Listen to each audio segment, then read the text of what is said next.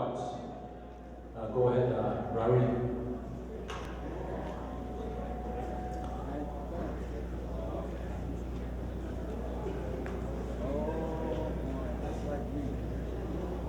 Good afternoon. She says, I'm called Rarihokwats. I'm from the Bear Clan of the Mohawk Nation at Akwesasne. I'm looking for bees around somewhere. She promised she would sit up here next to me and tell me if I made a mistake. So if she comes in, send her up this way, please.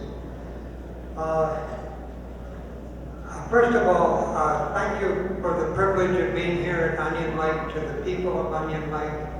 It's so beautiful here, and this is such a well-organized event. And thank you for your hospitality and the privilege of speaking to you. I'm really humbled by doing this because I look around and I see people I know here who are elders, who are people with knowledge, wisdom. I see warriors here. I see women leaders. I see so many people here. It's a very humbling experience to think I might be able to say something that is of value to you. I'm also very inspired. I'm inspired to see this event happening because I think this is going to be a historic event. I think there's history happening here. It's going to happen as this develops. And I'm also feeling very hopeful as a result of the children that were here this morning. So I bring all of that in my heart when I stand up here. I want to talk about decolonization. I want to talk about what's happened here in the last few centuries. And I want to talk about sovereignty. I want to talk about treaties. But we have to understand that the power, the real law that takes place here, the legal system that makes things work, is natural law. It is not human-made law, it's natural law. Natural law runs things. Ask the people in Calgary, ask the people in Toronto. They'll tell you who runs things, and you can't challenge that natural law. And it's the same with us in the way we live our lives.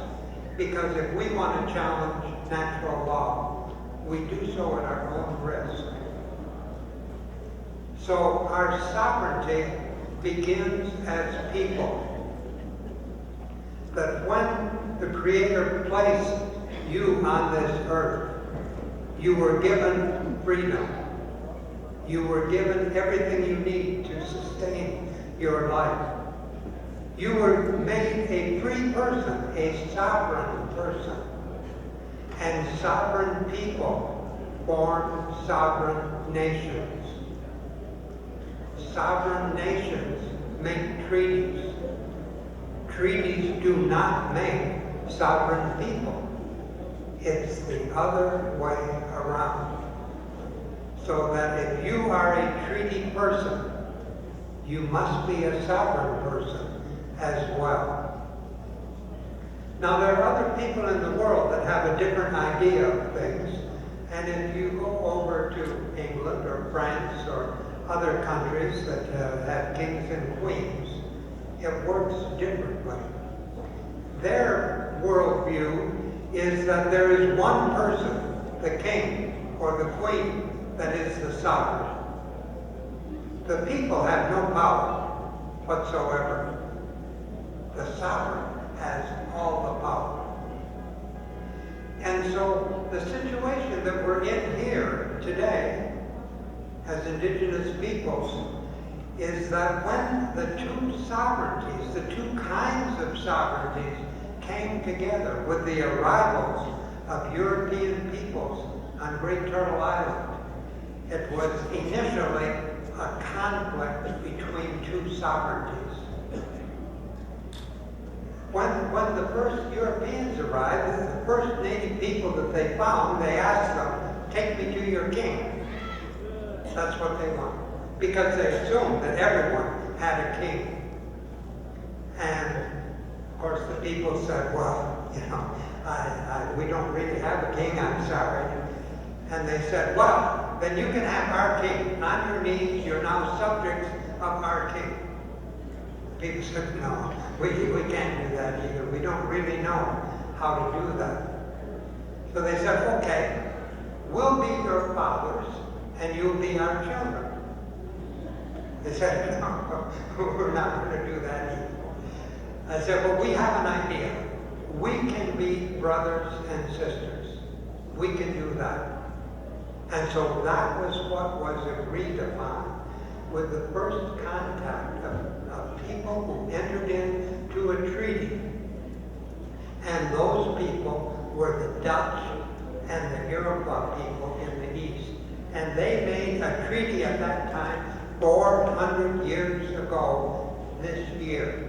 400 years. And that treaty is called the Two-Row Wampum. And the way the Two-Row Wampum works is they describe it this way.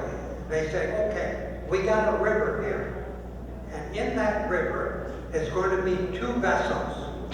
There'll be your vessel, that boat you arrived in. There'll be our vessel, the canoes that we use. Into your vessel, you put your people, your religion, your laws, your language, your customs, put that on your boat. And we'll put our people, our laws, everything we have into our boat. And we'll go up this same river side by side as friends. We'll work together. If you have some trouble, you let us know. We'll help you fix that. And if we have some trouble, we'll ask you for help. But there's one thing that cannot happen, and that is, don't try to steer our boat. And we won't try to steer your boat. We won't tell you how to do things.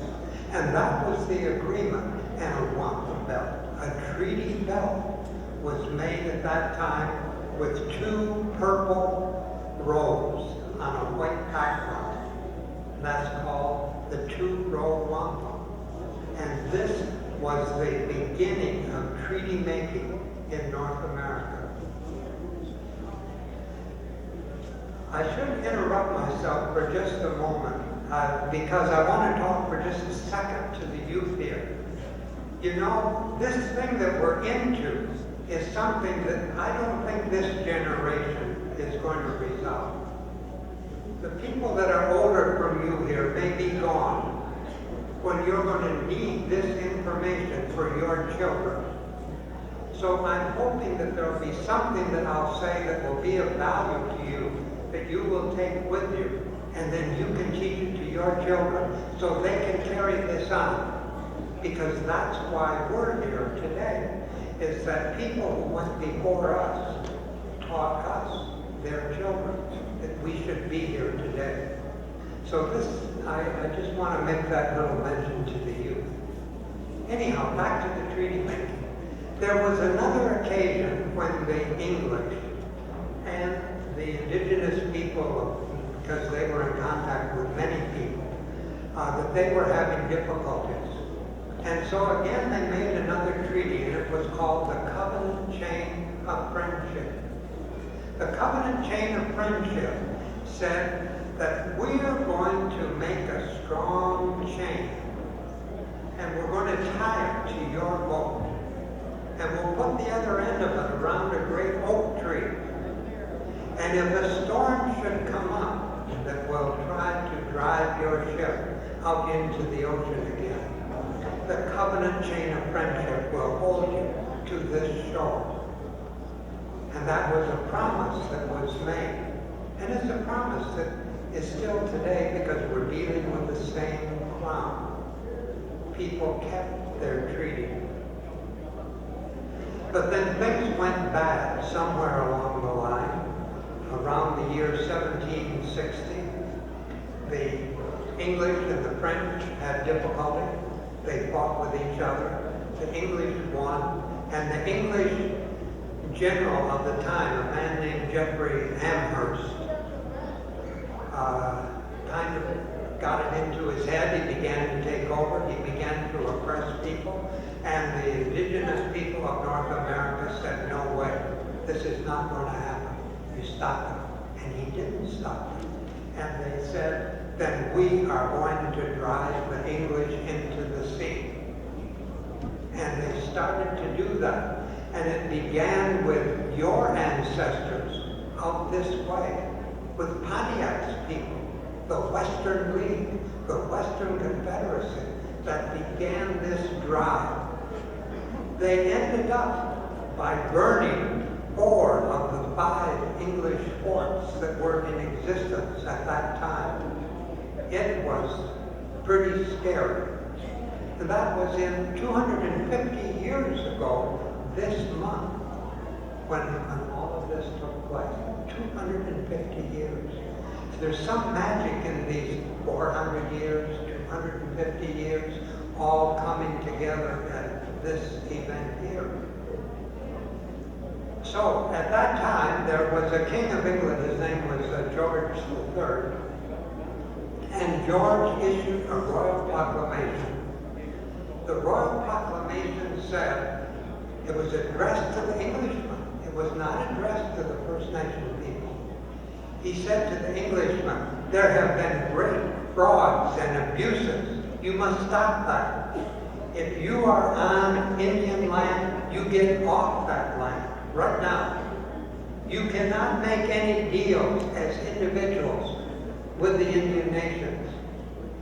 The colonial governors, I'm taking over Indian affairs, said George III.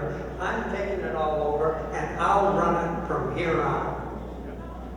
And so this was like a surrender, you might say, to Pontiac and his people, to your ancestors who were there.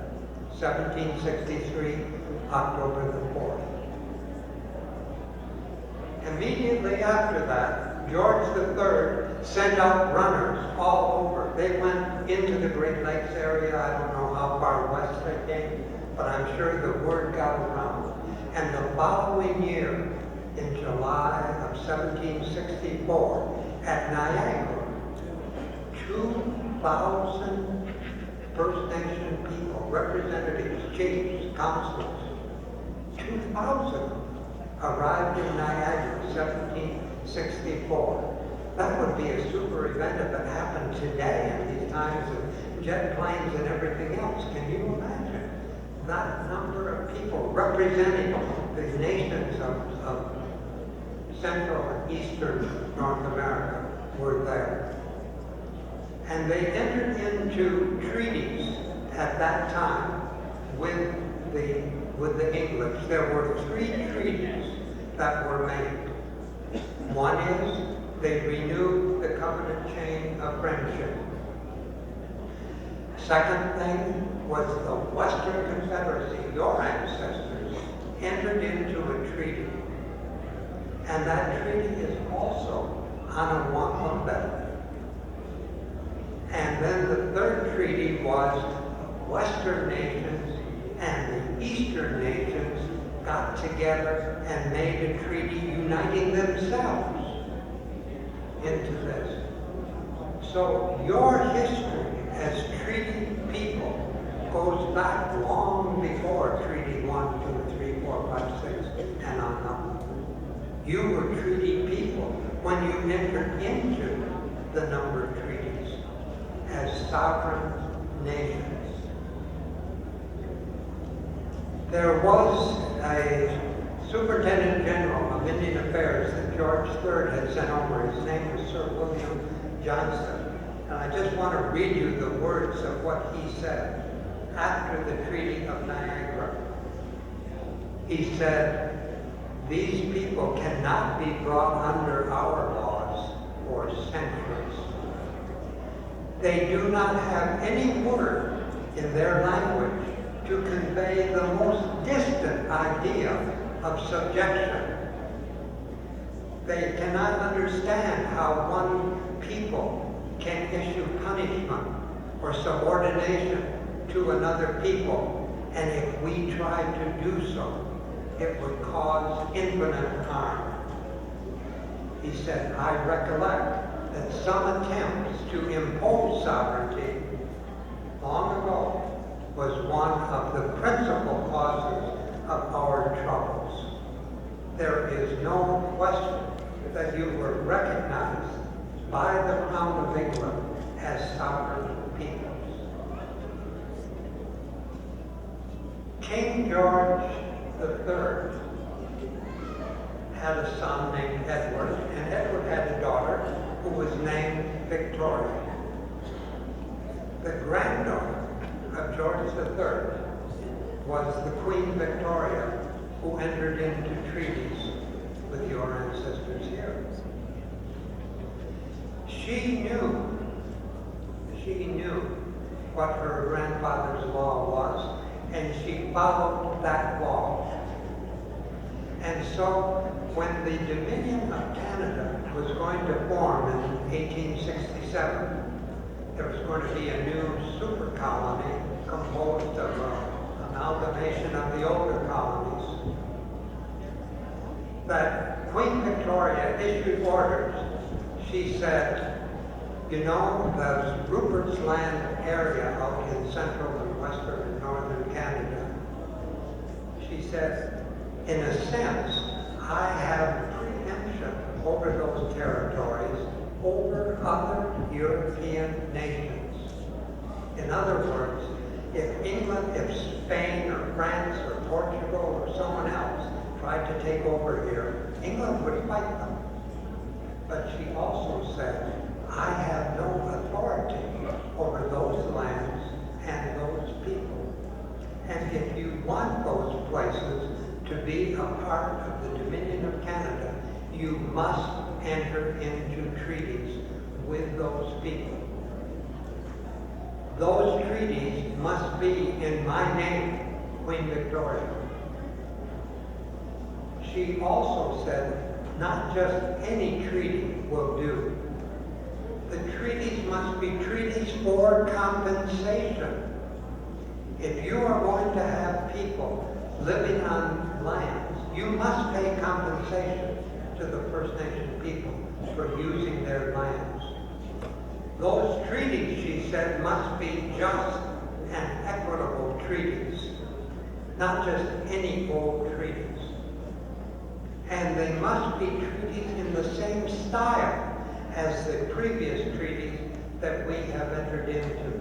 This is known as the Rupert's Land Order, and it is today a part of the Constitution of Canada. Canada is obliged by Section 35 to follow that law. Okay, so this was the situation when people decided they would enter into the treaties.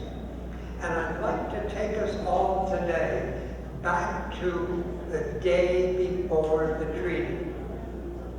The day before.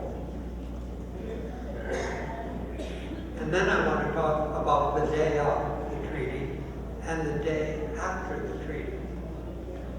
The day before the treaty, you were sovereign people. You belonged to sovereign nations. You were a free people.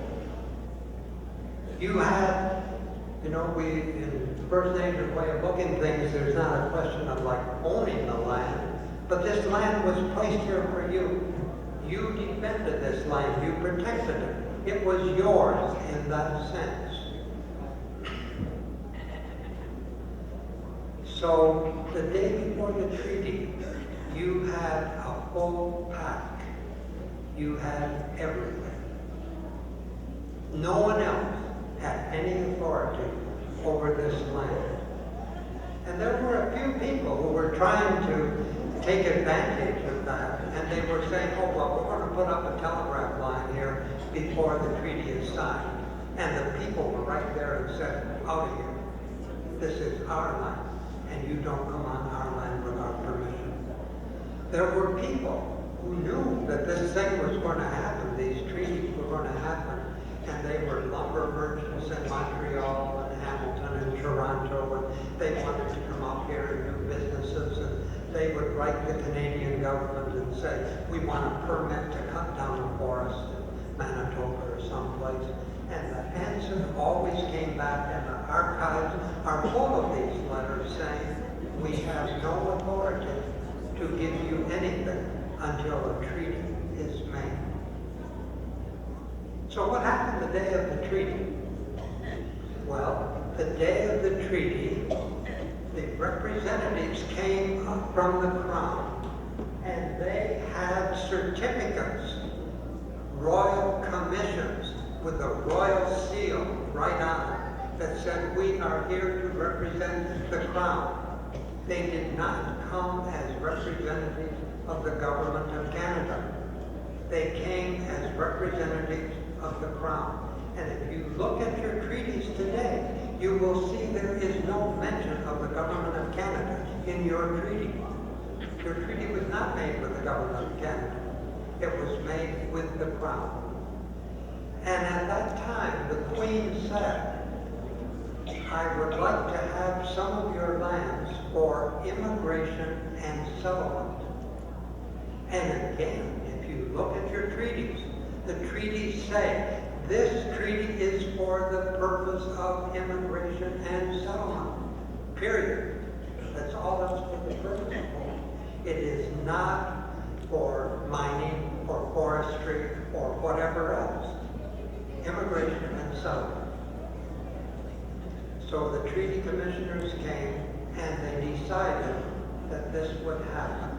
And at this time, the other important word that's in the treaty is that the treaty begins at the very top of the treaty, and it says these following nations, the Chippewa Nation, Dakota Nation, or Siddhawah Nation, whatever nations were a part of a particular treaty, it said these nations consent. Consent. It did not say sell or anything else.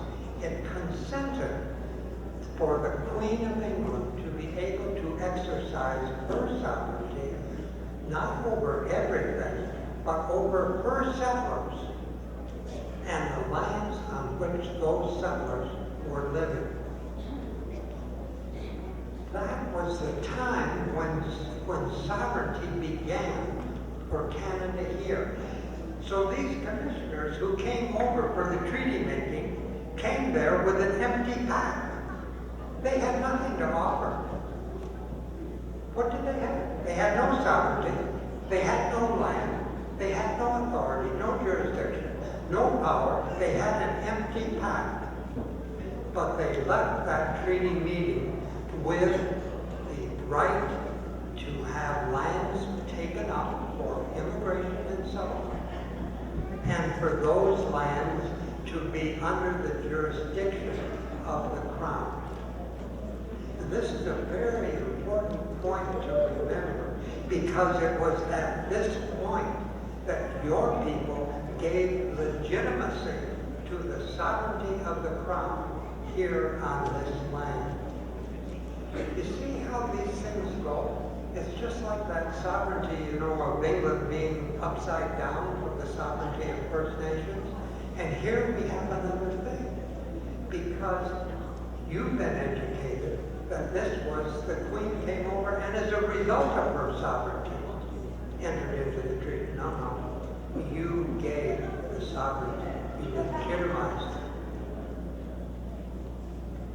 Now, these treaties were to have been for compensation. And there was an agreement at the time. Lieutenant Governor Archibald did Treaty Number 1. And if you want to understand Treaty 6 and so on, go back to the first treaty. Really, the first treaty was supposed to have been where Treaty 3 is now. And they came through there and they said, we want to do a treaty with you. And the Treaty 3 people said, sorry, we'll think about it. What do we need a treaty for? And the commissioners had to leave. They tried again, 1871, to do a treaty, first treaty at Fort Francis. And again, the people said, we'll think about it over the winter, come back again. And that's how Treaty 1, which was supposed to have been Treaty 2, became Treaty 1, because those people would not enter into the treaty. They had that right, and there was nothing that the Crown or the Canadian government or anyone else could do about it. So the ability to enter into treaty or not enter into treaty is very important to remember, and the use of that word consent is important, because what consent means is if I don't give my consent, you don't get your authority. You're going to, the old way you consent to your daughter's marriage or something like that. If you didn't give your consent, you couldn't get married. And if you didn't give your consent, the Queen of England could not exercise her sovereignty in this territory. Thanks to you for that. If you look at 1871 and you go into Eastern Canada and say, how was Indian affairs being run in Eastern Canada, you will find that there was not one penny of taxpayer money that went to Indian affairs.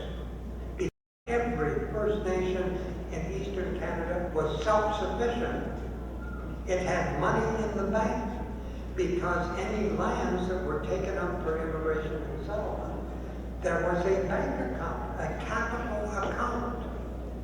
And out of that capital account, interest, 5-6% a year, was being paid into a revenue account. That's how your revenue account and capital account that exists today got started. So lands would be sold, compensation would be paid, sorry for saying that, compensation would be paid for settling on those lands. The money would be sent to Ottawa by the Indian agent. The Indian agent was a man who was hired by the Indians to be a real estate agent.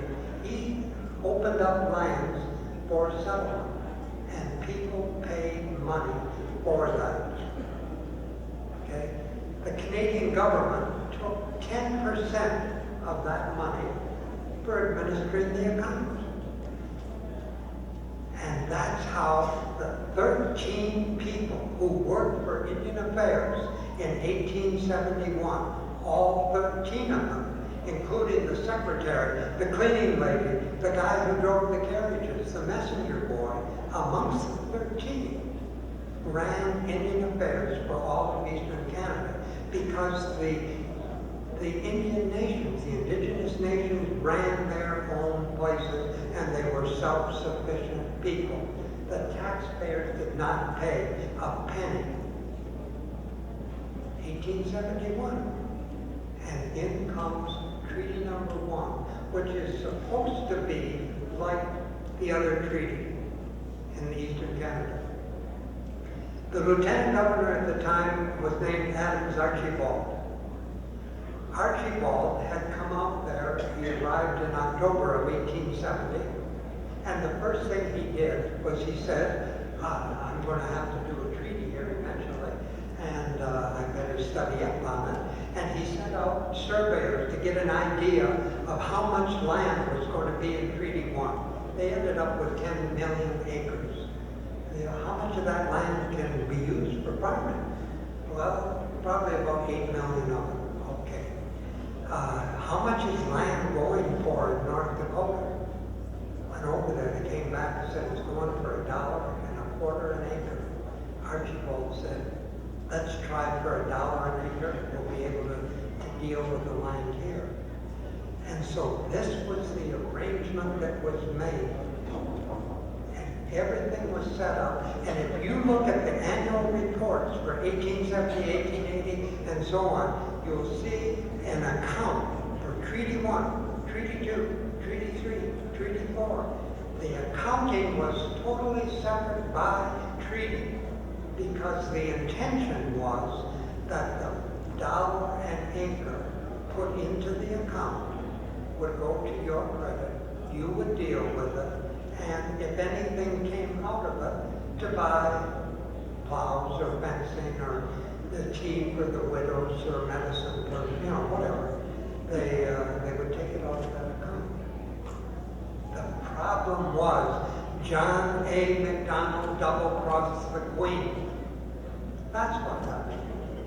John A. Macdonald was so anxious to get Protestants to move out and deal with those damn Catholics that were in the Red River Belt, because John A. Macdonald really hated Catholics.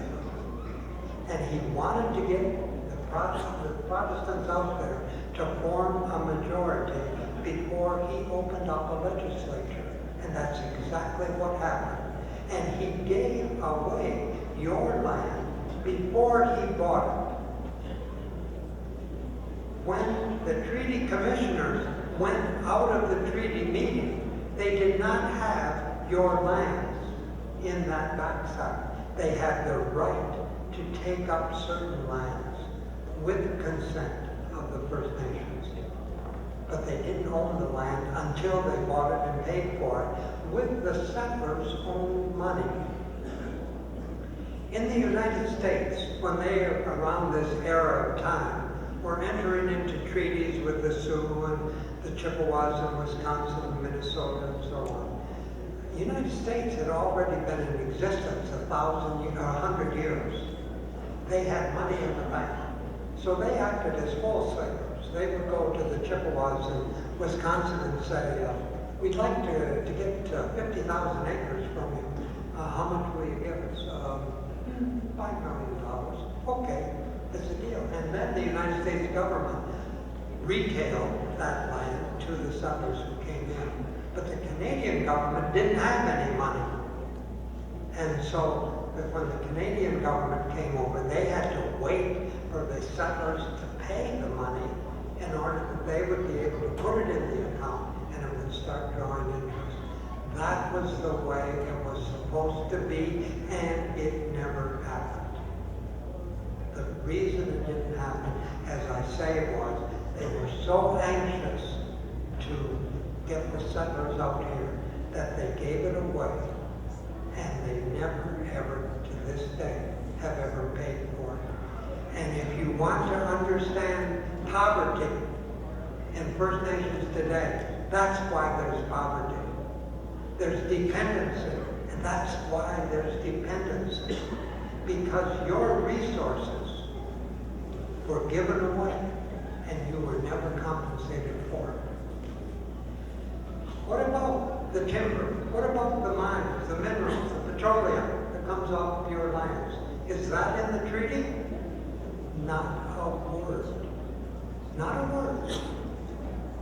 That was not in the pact that they took away.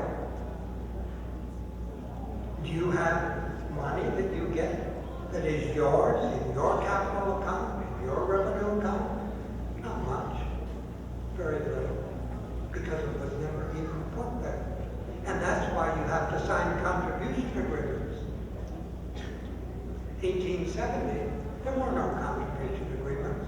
There were requisitions, send us our money because we want to do something. You see how things have gone so badly? And part of the reason that they've been able to get away with it all of this time is because of what I call the settler psyche, the way settlers think.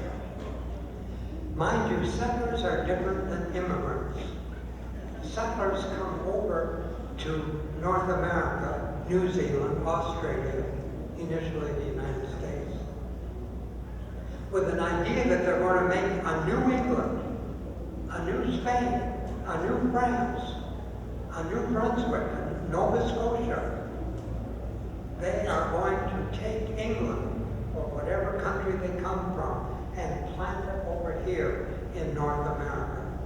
That's what the settlers have in mind. The immigrants of today are coming to Canada. They're leaving their culture behind, and they're going to become a part of Canada. So these settlers, you have to watch out for them, because it starts with the little house on the prairie, you know? The settlers come out here and they face the wilderness and they tame the wild Indians and the wolves, and they build their fields and cut down the trees. They tame the wilderness, And this is how it begins. And then suddenly someone says, what about the Indians? Oh, don't worry about that. They'll move further west, or they'll move north, they'll go away, or they'll die off. Do you know that in the year 1900, there were only 100,000 Indians, First Nation people, Indigenous people in all of Canada? I don't know about Saskatchewan. There's 150,000 First Nation people in Manitoba right now. 1900, there were only 100,000 in all of Canada, and they called them the Vanishing Americans, the Vanishing Redskins, because they were all going to die off. Oh, so we can go on with the settler narrative now. That's been dealt with. And it's not until later on when people say, you know, what about the Indians? How do they fit into this?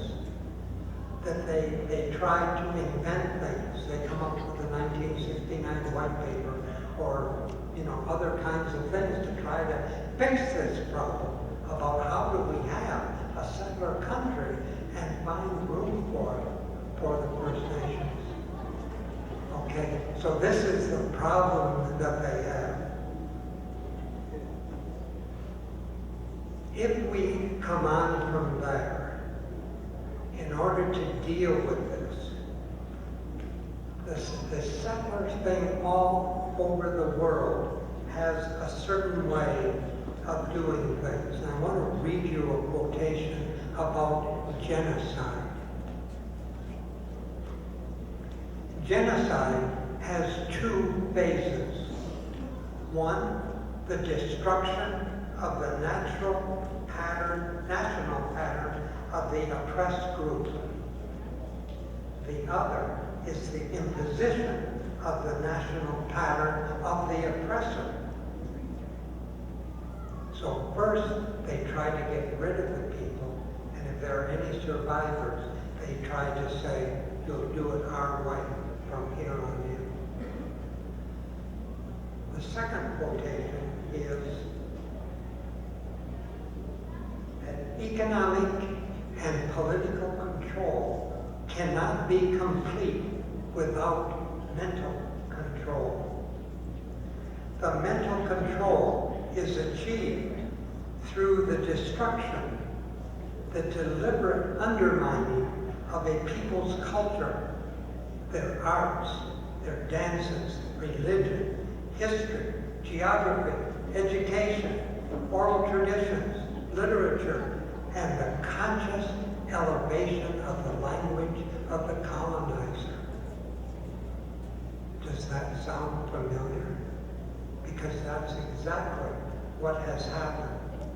And by the use of racist terminology, by the use of depreciation of a people, and not only getting the settlers to believe it, but getting you to believe it, that we're not worth anything, we can't do anything, we fight too much with each other, we do this, we do that, and you adopt that and make it into your own language and guarantee our own failure in doing something. This is the problem that we really need to confront. If we're going to start to decolonizing our minds, colonizing is not just of land and resources, but it's the colonizing of people's minds. And I need to deal with this. We need to decolonize our minds and get back to where we were. One of the ways this was done was by prohibition of the Sundance, prohibition of the potlatch, prohibition of it. You can't do this, it's against the law. People went to jail for Sundancing. You have to have a pass to leave the reserve. There's more than 3 Indians together, you all go to jail. You do this, you do that. It was a takeover of that. 1927, an Indian or a First Nation could not get a lawyer. You could not go to court. And Indians' evidence could not be used in a court because they said Indians don't know the difference between truth and lies. And this was the law in Canada, the law. 1927, no lawyers. This was the world that I was born into. 1927. And so it just went on from there. A war came, and I can remember how things were, let's say, even as late as the 1960s. A meeting on the reserve of the chief and council, the Indian agent. I have 2 minutes left. The Indian agent was sitting on a platform. And he was the chair of the meeting. He conducted the meeting. No, that's the way it was done. There was a thing, the only organization that I knew that existed was called the Indian Advisory Council. And people, chiefs and councilors, would go to Toronto or wherever, and they would listen for 8 hours to the regional director giving them a lecture. The only organizations were what they call Indian homemakers clubs. These were for the women, so they could be taught how to keep house. And there were parliamentary procedure lessons for the chiefs and councils, so they would know how to conduct meetings. This was the way things were. I get another chance to talk on Wednesday. And I'm going to finish this up. So you've had your 2 minutes of this, and I appreciate your listening with such patience to such difficult material. But on Wednesday, I'd like to pick up with how things changed and how we got to where we are today, so that you'll understand where we go from here. But remember, you are sovereign people before you are treaty people. Sovereign people make sovereign nations make treaties. Remember that. Your rights do not come from treaties. You do not have treaty rights. You have sovereign rights as sovereign people. And those rights are guaranteed to you by the treaty.